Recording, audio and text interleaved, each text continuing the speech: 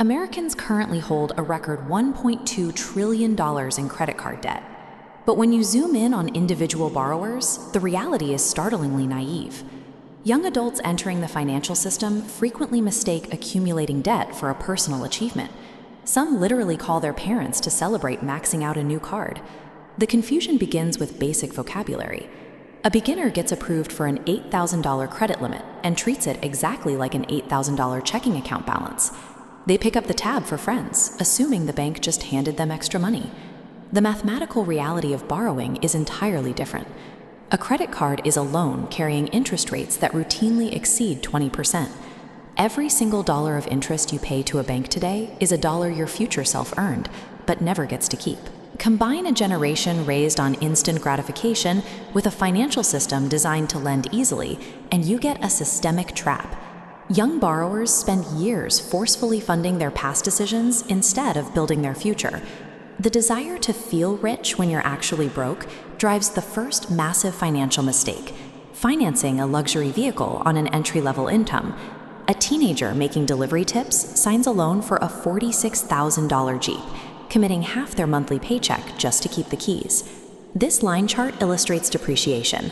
A brand new car loses massive value the exact moment you drive off the lot. The red shaded area represents being upside down. Your vehicle's value evaporated, but you are legally locked into high interest on the original price. Dealerships eagerly hand 25% annual percentage rate auto loans to financially inexperienced buyers. These buyers ignore the math because the car looks cute, signing paperwork they do not fully understand.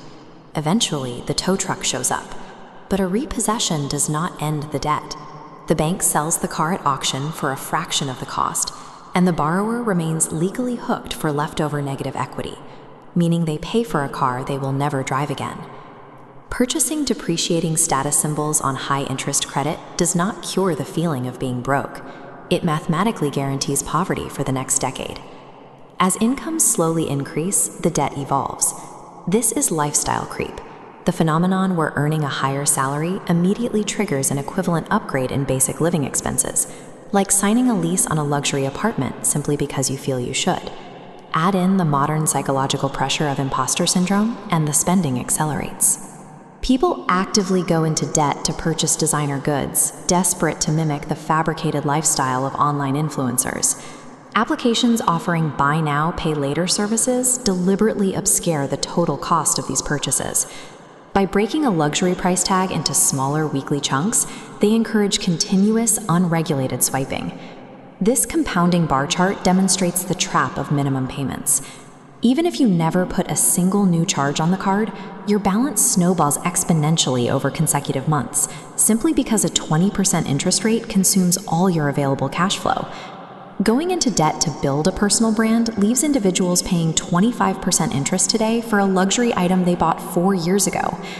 Desperate to escape, borrowers turn to the consolidation loan trap. They take out a massive personal loan to clear multiple maxed-out credit cards, hoping to secure a single lower interest rate. The strategy has a fatal flaw. If the original credit accounts aren't closed or frozen, the borrower simply refills the newly emptied cards, effectively doubling their total liability. This leads to a financial maneuver known as debt lasagna.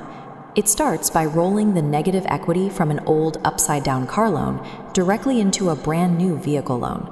Then the borrower funds the required down payment for that newly inflated auto loan using a high-interest credit card, layering a third loan directly on top of the first two. This behavior infects every aspect of living. Consumers routinely stack financed smartphones and monthly furniture loans right on top of their massive credit card debts. Taking out loans from 3 different lending apps is not a rough patch. It is a toxic system. Moving the math around achieves nothing if the underlying spending behavior never changes. The terminal stage of this systemic failure arrives quickly. Individuals in their early 20s are now self-constructing $100,000 mountains of debt before their careers even start. Some try to explain away multiple vehicle repossessions using a modern manifestation mindset.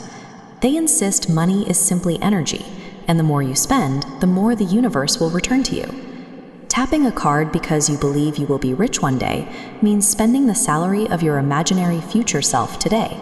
This guarantees your future self starts every single month in the red. the credit industry relies on this exact delusion.